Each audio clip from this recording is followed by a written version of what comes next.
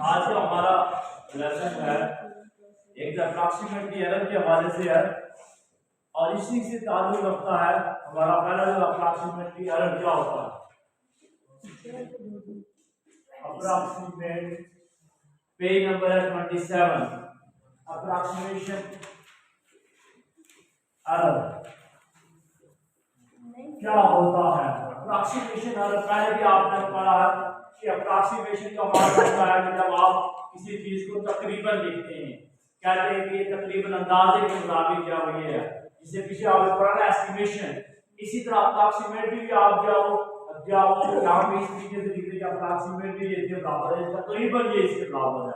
Accurate वो बराबर नहीं होती है, लेकिन जो आप कहते हैं उसे तकरीबन वो बराबर है, उसे कहते हैं अप्रॉक्सीमेशन। कहता है अप्रॉक्सीमेशन की जो एरर है वो क्या है। जो अप्रॉक्सीमेशन आप करते हुए जो गलतियां करते हैं, जो मुख्तलिफ गलतियां की एरर क्या होती है जिनकी वजह से कहता है if there is an error, ये गलती है इन वैल्यू एक कीमत में that is used in the calculation. जब आप कोई कैलकुलेशन करते हैं, जब किसी चीज का हिसाब किताब करते हैं तो ये एक गलती होती है। That error can become more significant, लेकिन ये जो एरर हो सकता है ज्यादा सिग्निफिकेंट हो सकता है व्हेन जब द कैलकुलेशन इज मेड, जब आप कैलकुलेशन बनाते हैं तो ये और अहमियत काबिल हो सकता है। फॉर एग्जांपल मिसाल के तौर पर if the radius of a circle, अगर एक सर्कल का radius is rounded from 2.75 centimetre है टू 2.6 सेंटीमीटर है radius of the circle, an error of 0.49 centimeter square would be made when calculating the area of circle. In this section we consider how error introduced by rounding can be increased। और कहता है कि जब आप approximation किसी चीज को करते हैं, अप्रॉक्सीमेट वैल्यू मालूम करते हुए, इधर देखें, जब आप अप्रॉक्सीमेशन किसी चीज की वैल्यू मालूम करते हैं तो आप देखते हैं कि जो एरर आता है वो क्या एरर आता है। वो कहता है मिसाल के तौर पर जब आप रेडियस निकालते हैं या एक दायरे का, कहता है कि जब आपने एक सर्कल बनाया, अब इस सर्कल को बनाते हुए जब आपके पास देखिए दो सर्कल है, अब एक सर्कल ये है जिसका आपने उसकी का सर्कमफ्रेंस ये रखा है, अब दूसरा जो है अब इसका जो रेडियस है, मिसाल के तौर पर अब आपने जो सेंटर निकाला, सेंटर ये है, ये सेंटर, अब इस सेंटर से लेकर इस सेंटर तक का जो फासला है वो आपकी किताब में लिख रहा है कि 2.75 सेंटीमीटर है, 2.75 सेंटीमीटर है, जबकि 2.6 सेंटीमीटर एरर। अब यहां पर जो एरर आ रहा है,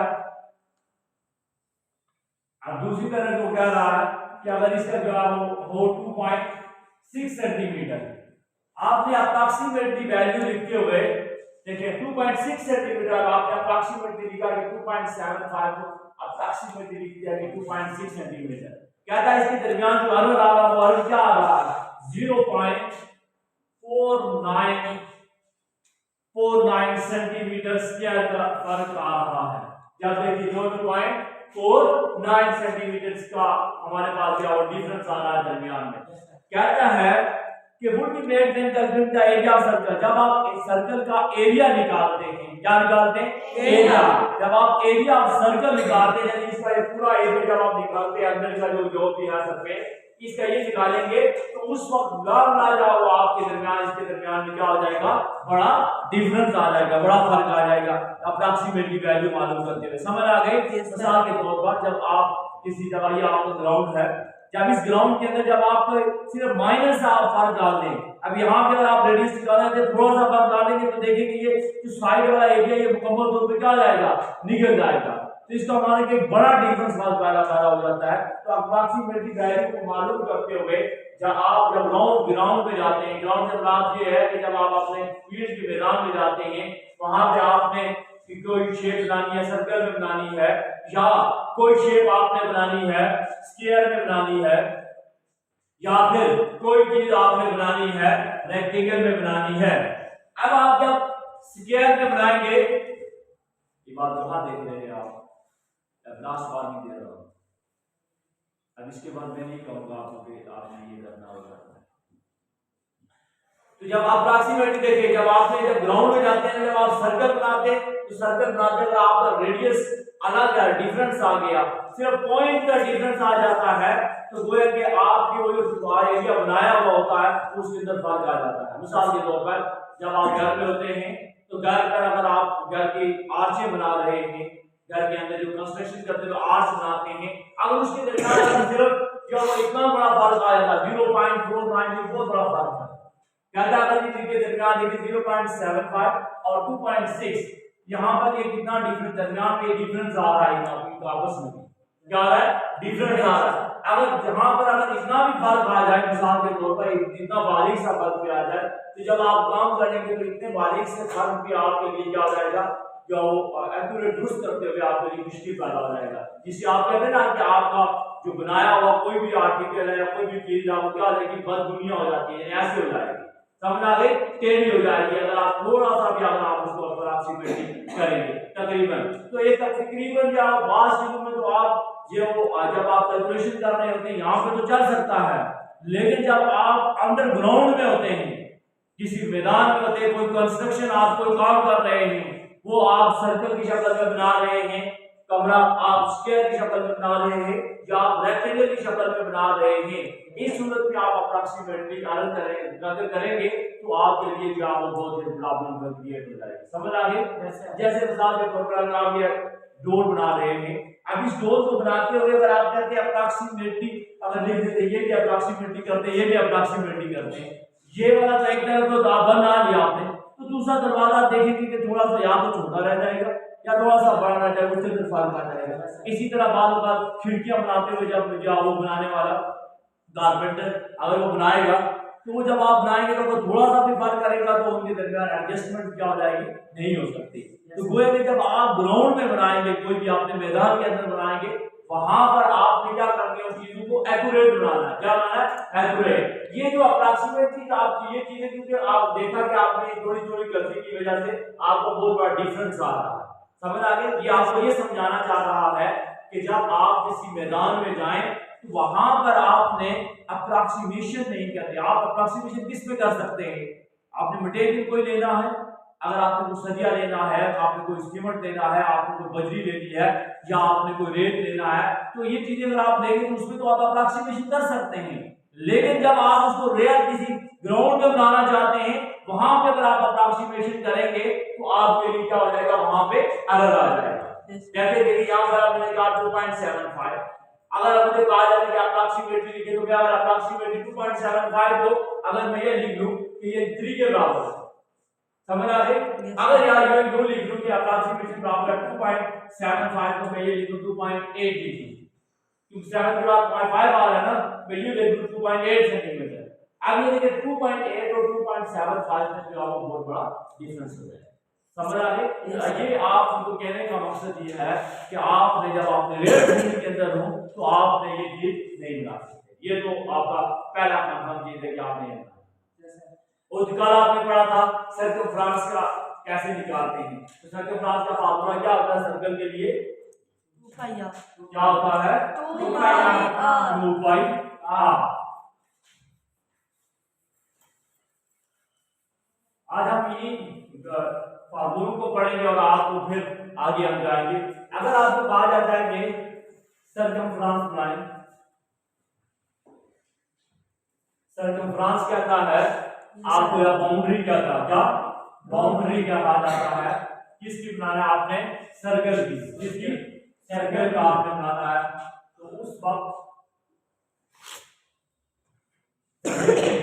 तो आपके लिए फार्मूला क्या है, 2 पाई r। उसका फार्मूला क्या है, 2 पाई r, समझ आ गई। इसी तरह अगर आपको कहा जाता है एरिया, एरिया मालूम करें ऑफ स्क्वायर, इसके लिए क्या फार्मूला है एरिया के लिए, सबसे पहले आपके पास स्क्वायर होना चाहिए। स्क्वायर क्या है, ये स्क्वायर क्या होता है, जिसकी चारों साइडें बराबर होती हैं, क्या जिसकी चारों साइडें बराबर होती हैं। अब एरिया के लिए फार्मूला होता है क्या, लंबाई मल्टीप्लाई बाय चौड़ाई, लंबाई मल्टीप्लाई बाय चौड़ाई। तो आप लिखेंगे L जैसे मिसाल के तौर पर L लो तो आप लिखेंगे लंबाई मल्टीप्लाई बाय चौड़ाई, L मल्टीप्लाई बाय L, तो आपके पास आ जाता है L क्या स्क्वायर। समझ आ गई? yes, इसी तरह अगर आपको आ जाता है एरिया मालूम करें ऑफ रेक्टेंगल, रेक्टेंगल कौन सा होता है?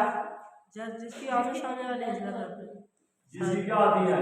आमने सामने साइडें बराबर होती है। आमने सामने वाली साइडें क्या होती हैं? बराबर होती हैं, यानी जिसकी आमने सामने वाली साइडें बराबर हो। अब आमने सामने वाली साइडें क्या है यहाँ पर?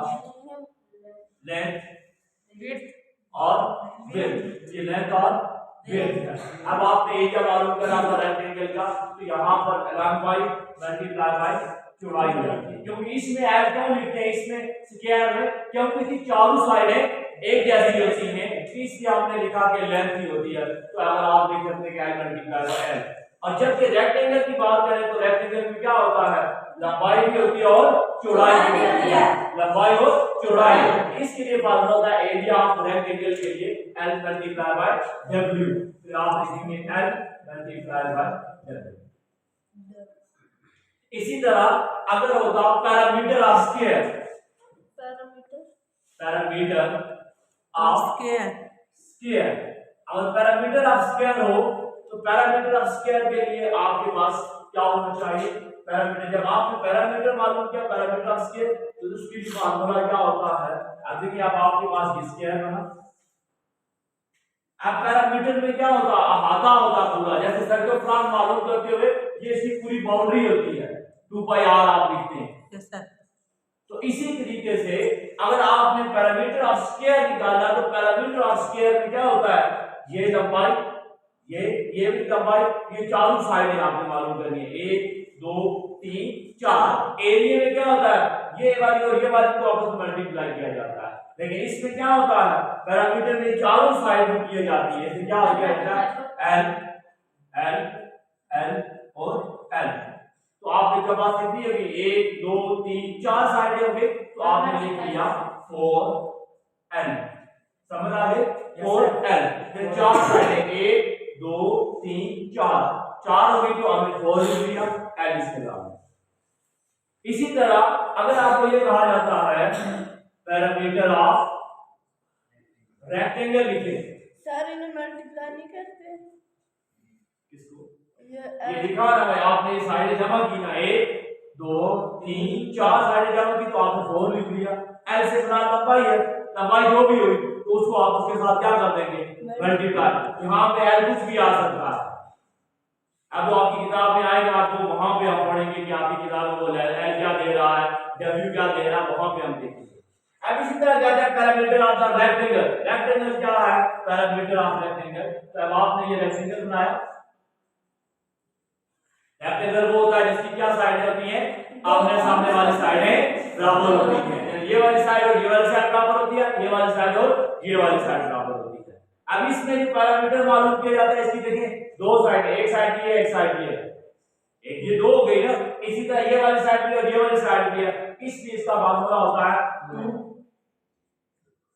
और 2 से बराबर 1 और 1 2 हो गए, यानी एक साइड ये वाली हो गई, एक साइड ये हो गई, इसलिए हम लिखते हैं 2 साइड, 2 साइड एक जैसी हैं। और L हमारे पास इसकी लंबाई हो गई प्लस ये इसकी क्या हो गई?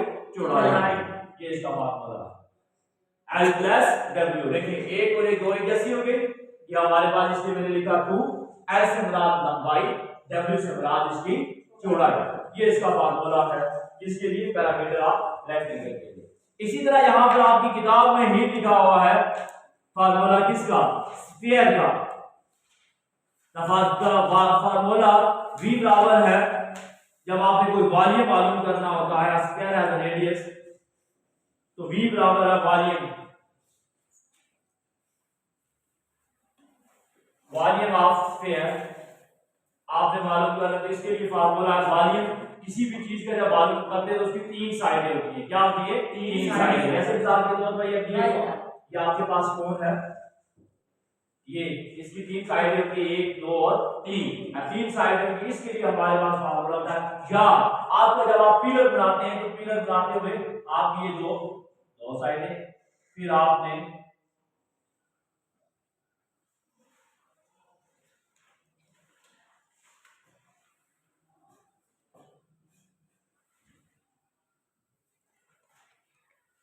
एक साइड, अब ये एक साइड देखिए, अब इसकी एक साइड ये हो गई, एक साइड ये हो गई और एक साइड इसकी ऊपर वाली की मोटाई होगी। समझ आ गई? तीन साइडें इसी तरह वाली जब मालूम करते हैं तो उसकी तीन साइडें होती है। कितनी साइडें होती है? 3 साइड। अब इसकी लंबाई, इसकी चौड़ाई और इसकी जो है वो मोटाई, थिकनेस होती है। अब ये मालूम करते हुए अब आपके पास क्या होता है? फार्मूला b बराबर है 2 पाई, सॉरी वॉल्यूम बराबर है 4 पाई r क्यूब ओवर 2, 4 पाई r क्यूब ओवर 2, सॉरी 3 है तो 3 होगा। वॉल्यूम हमारे पास, वॉल्यूम के लिए फार्मूला 4 पाई r क्यूब ओवर 3, वॉल्यूम बराबर है 4 पाई r क्यूब ओवर 3। इसी तरह आपके इसी चैप्टर के आगे वाला जो है चैप्टर है जिसमें ये लिखा गया है, जो फार्मूले लिखे गए, उन फार्मूलों को भी आपने सामने मद्देनजर रखते हुए, पेज नंबर है मेजरमेंट,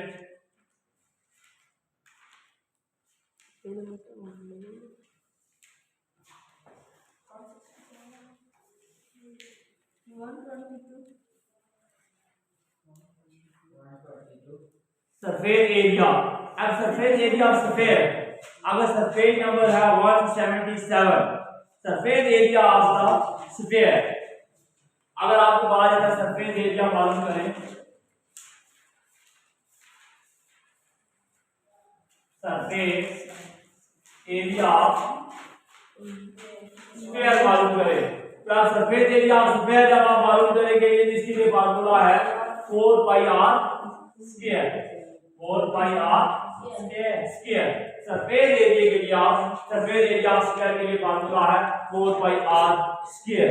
अब इसमें आपके पास पेज नंबर यहाँ पर ये पिक्चर भी लगी हुई है,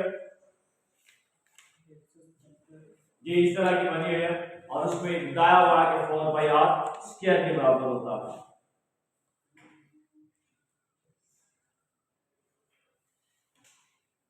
स्फीयर बनाया जाता है, ये जो सिलेंडर होता है ना, बाल का सिलेंडर होता है, उसके अंदर जो वॉल्यूम मालूम कराया जाता है तो उसके अंदर जो सरफेस रखी जाती है उसके लिए कहते हैं कि surface area of the sphere. मिसाल के तौर पे ये जो सिलेंडर बनाते हैं ना आपके, ये सिलेंडर, अब ये सिलेंडर मालूम करते हुए इसका ये होता है, ये होता है, ये वाला जो अंदर वाला जो एरिया होता है इसको कहा जाता है, कहता है कि ये आपने मालूम करने के सरफेस होता है कि इसकी सतह क्या है, सरफेस एरिया ऑफ स्फीयर की ये वाली सतह आपने बता दी कि इसकी ये सतह क्या, तो इसके लिए फार्मूला कहता है 4 पाई r स्क्वायर, 4 पाई r स्क्वायर। और इसी तरह, और फिर वॉल्यूम ऑफ द स्फीयर वो हमने पहले से पढ़ लिया, volume of the sphere 4 by 3 pi r cube, 4 by 3 pi r cube. और एक फार्मूला है हमारे पास hemisphere, surface curve surface area of hemisphere के लिए फार्मूला है, ये हम आगे पढ़ेंगे जब हमारे पास आएगा। तो मुख्तसर तौर पर आज के लिए आपका जो काम है वो ये है कि आपको ये पता होना चाहिए कि जब सर्कमफ्रेंस बाउंड्री के लिए फार्मूला पूछा जाए तो आपको कौन सा फार्मूला इस्तेमाल करना है, 2 पाई r। क्या करना है? 2 पाई r। 2 से मुराद 2 इसी तरह होगा, पाई की वैल्यू क्या होती है? 3.14। मिसाल के तौर पर ये कहेगा 2 मल्टीप्लाई पाई की वैल्यू क्या होती है? 3.14 मल्टीप्लाई r क्या है? r आपको जो भी देगा, रेडियस जो भी होगा, रेडियस के दरमियान में ये वाला पॉइंट यहाँ पे ये रेडियस कराएगा। समझ आ गए? रेडियस जो देगा आपने सिर्फ मल्टीप्लाई करना होता है। पेपर में अगर आपको आ जाए कि आप मालूम करें, क्या मालूम करें कि सर्कमफ्रेंस आप सर्कल मालूम करें या बाउंड्री आप सर्कल मालूम करें, तो उसके लिए फार्मूला आपने क्या लगाना है? 2 पाई r आपको देगा, 2 से 2 आपने लिखना है मल्टीप्लाई बाय पाई की वैल्यू हमेशा यही होती है 3.14 या फिर होती है 22/7। ये दोनों होती है, लेकिन आप इसी को डिवाइड करके ये जवाब आता है 3.14 मल्टीप्लाई बाय आर से बड़ा जो आपको आर दिया गया होगा। समझ आई? इसी तरह अगर आपको कहता है कि एरिया ऑफ स्क्वायर मालूम करें तो पहले आपने ये डब्बा बनाना है, इसके चार साइडें 1 2 3 चार साइडें स्क्वायर की, तो स्क्वायर आप जब एरिया मालूम करेंगे तो एरिया से बड़ा जो अंदर वाला पोर्शन है ये आपने मालूम करना है, तो आप लिखेंगे l multiply by l multiply by l से बड़ा लंबाई और इसके बाद भी चौड़ाई होती है असल में, लेकिन ये दोनों इसकी क्योंकि स्क्वायर में जो होता है वो चारों एक जैसी होती है, इसलिए हम लिखते हैं l मल्टीप्लाई बाय l। तो हमने लिखा l मल्टीप्लाई बाय l, तो एक जैसी थी तो l का स्क्वायर। अगर कहा जाता है एरिया ऑफ रेक्टेंगल मालूम करें तो एरिया ऑफ रेक्टेंगल की सामने वाली साइडें होती है, तो आपने लिखा है l multiply by w, l multiply by w, length multiply by width, length multiply by width. ये अगर आपको कहा जाता है कि पैरामीटर मालूम करें, पैरामीटर ऑफ स्क्वायर मालूम करें, तो पैरामीटर ऑफ स्क्वायर के लिए ये फार्मूला आप स्क्वायर बनाएंगे, इसकी चार साइड देखिए 1 2 3 4, जैसे सर्कल के लिए फार्मूला होता है 2 पाई r, इसके लिए इसी तरह हाथे के लिए मालूम करने के लिए फार्मूला होता है, वो क्या होता है 1 2 3 4, चार साइड हमने लिखी मल्टीप्लाई बाय l। इसी तरह पैरामीटर ऑफ रेक्टेंगल अगर आ जाए तो रेक्टेंगल की बात करें तो हमारे पास ये दो साइड आमने सामने दो साइडें कैसी है ना, तो हमने लिखा 2, फिर l से बड़ा लंबाई, फिर से बड़ा इसकी चौड़ाई। फिर हमारे पास वॉल्यूम ऑफ स्फीयर, वॉल्यूम मालूम करें तो वॉल्यूम ऑफ स्फीयर हमारे पास ये वॉल्यूम है, तो वॉल्यूम में क्या होता है तीन साइड होती है, ये फार्मूला था 4/3 पाई r क्यूब, 4/3 पाई r क्यूब। और अगर सरफेस एरिया ऑफ स्फीयर हो इसके लिए फार्मूला 4 पाई r स्क्वायर। एक बार आप इसको पढ़ लें, circle from circle 2 pi r area of sphere l square area of rectangle l multiply by w, parameter of sphere 4l, parameter of rectangle 2 into l plus w, volume of sphere v equal 4/3 pi r cube, surface area of sphere 4 pi r square. ये कल आपने एक chart बनाना है, उस chart को बना के आपने यहाँ पे अवेलेबल करना है। ये आपका तो इसको आपने कल याद भी करके आना, कल हम इसके लेसन को आगे पढ़ेंगे कि आपके लेसन में क्या है।